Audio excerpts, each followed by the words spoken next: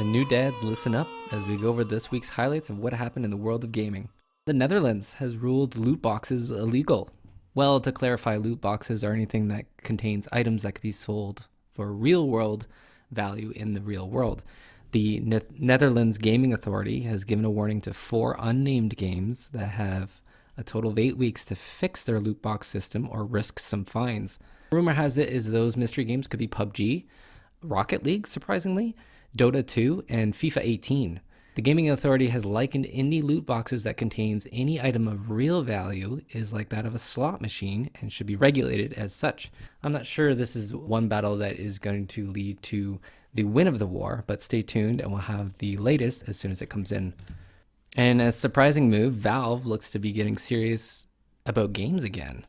The company has snapped up the Firewatch developer, Campo Santo, where the small team of just 12 will relocate to Valve headquarters. Campo Santo did not take the decision lightly, stating that they had long conversations about the future as a company and their values, but in the end, they are human and they couldn't deny the opportunity that Valve had presented. So kudos to them. We hope to see good things out of Valve and Campo Santo. And Bill Nye, an old Bill Nye, the science guy, was all over Nintendo commercials this week as he promoted the launch of Nintendo Labo. Labo or Labo, one of the two. If you don't remember, the Labo is a game that has pop-out cardboard cutouts, and you create new and interesting ways to interact with a Switch, including things like a BattleBot or even a functional piano. Results of the launch aren't in yet, but it has been reported that the schools in the UK, they have even approached Nintendo about bringing the Labo into the classroom. So leave it to Nintendo to keep pushing that creative envelope.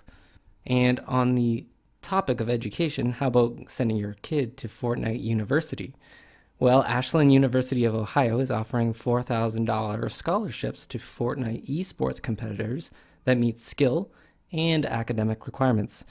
It's interesting to see the rise of esports within the educational world, but many universities offer esports programs, and Ashland will be the first one to jump on the Fortnite popularity and offer it as part of the growing roster of their esports curriculum.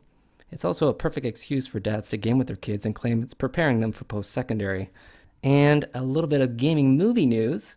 There's going to be another Doom movie. I'm not sure why. The 2005 version that starred The Rock was a commercial flop and featured probably a somewhat laughable plot and first-person action sequence. But another iteration is currently being developed. That said, the new version will not see a theatrical release, so look for something that might go straight to Netflix or some other digital platform. And another gaming movie, there's going to be a Division movie, which I'm not sure why either, but David Leitch, who has directed the action blockbuster John Wick and soon to be released Deadpool 2, has signed on to do the Division movie, along with celebs Jake Gyllenhaal and Jessica Chastain.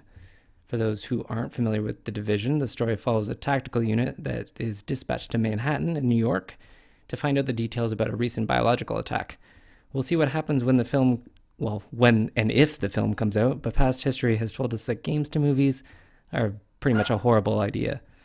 And for releases, you really just need to know that God of War released, Yakuza 6, and Labo also launched last week, with upcoming releases for the week of April 23rd, including Swords of Ditto, South Park for the Switch, Death Road to Canada moves on to consoles, and there's a bunch of PSVR titles, but the one to highlight is probably the MLB Home Run Derby VR, which sounds pretty exciting.